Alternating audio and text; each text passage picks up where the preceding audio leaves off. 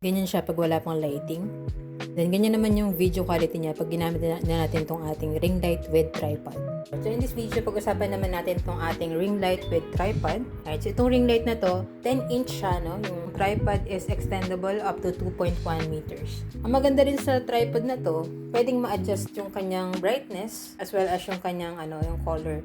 So, pwede siyang mas warm or lighter. Depende sa'yo kung anong mas prefer mo. Ako kasi pag gumagawa ako ng content, more on sa white light lang talaga ako. And pwede mo rin i-adjust yung kanyang brightness. Yung pwede hinaan, yung pwede rin kakasan. Ganyan yung todo niya. Tapos yung nagamit natin dito is yung ating back cam ng ating Redmi A5. So ganito yung itsura niya pag walang ring light. Ganyan siya pag wala pang lighting.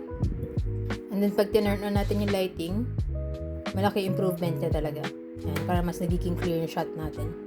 So yung ganitong tripod with ring light is best for content creators, vloggers, yung mga mahilig mag-video and photo dyan. Let's say nag-online selling kayo, di ba? Live streaming.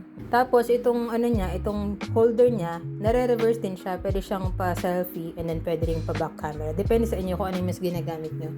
So kung selfie gagamitin natin, ibaligtad lang natin itong pinaka-holder. Pwede na siyang maging selfie. And then ito, pwede rin siyang ma-adjust. Kung gusto mo nakatayo. And pwede mo rin siya itayo. And depende kung ano yung kailangan mong gamitin. Ako kasi more on sa back camera talaga ginagamit ko. So, nakayuko siya sa akin. And then, nakapa-back siya. Kasi ginagamit ko mostly is yung back camera talaga ng phone. Para mas malinaw din yung shot dun sa mga item.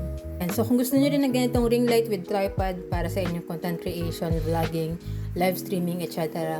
And check nyo na lang din sa Yellow Basket. Yan ko nabiling sa akin para same quality and legit store din yung mapagbilan nyo.